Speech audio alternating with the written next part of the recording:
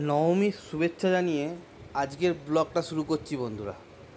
দেখতেই পাচ্ছ যে এই হোটেলটার নাম হলো রয়্যাল বিষ্ণু। বহরমপুরের খুব ফেমাস এবং খুব নতুন হয়েছে। তো ভাবলাম যে যাই, নবমীর লাঞ্চটা রয়্যাল বিষ্ণুতেই করে নিই। তো রীতিমতো রয়্যাল বিষ্ণুতে চলে এলাম, এন্ট্রি গেটের নাম লিখাচ্ছি। আর যেহেতু জানো পুজোর টাইম একটু ভিড়ভাড়টা বেশি থাকে অন্য টাইমের তুলনায়, বাট ইন্টিরিয়ার ডেকোরেশন খুব সুন্দর। তো আমাদের ঢুকেই একটু দাঁড়াতে হলো, যেহেতু কোন ফ্লোরে ফাঁকা আছে সেই জন্য একটু ওয়েট করছিলাম। তারপরে আমাদেরকে বলে দিল যে এই ফ্লোরে আপনারা চলে যান। তো রীতিমতো সেই মোতাবিক ওদের কথা শুনে আমরা থার্ড ফ্লোরে চলে এলাম।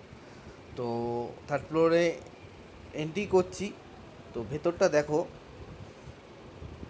ভেতরটা এত সুন্দর, একটা রাজকীয় রাজকীয় ব্যাপার।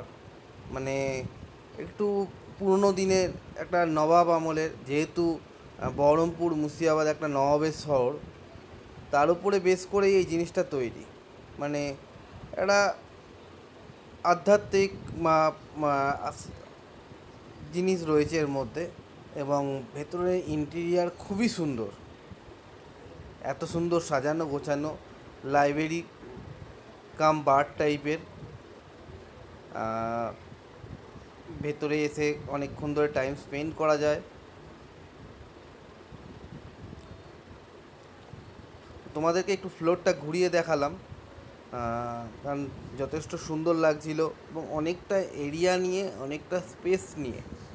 তো অনলি ফর আমরা থার্ড ফ্লোরটাই গিয়েছিলাম। তো থার্ড ফ্লোরটাই তোমাদের সামনে আমি তুলে ধরতে পারলাম, অন্য ফ্লোরগুলো আর যাওয়া হয়নি, যার জন্য আমি তোমাদেরকে দেখাতেও পারলাম না। তো আমার ঘোরা হয়ে গেল আমার লিটিল প্রিন্সেসকে নিয়ে। তো লিটিল প্রিন্সেসকে নিয়ে ঘোরালাম, ও দেখলো, জানি না ও কি বুঝলো।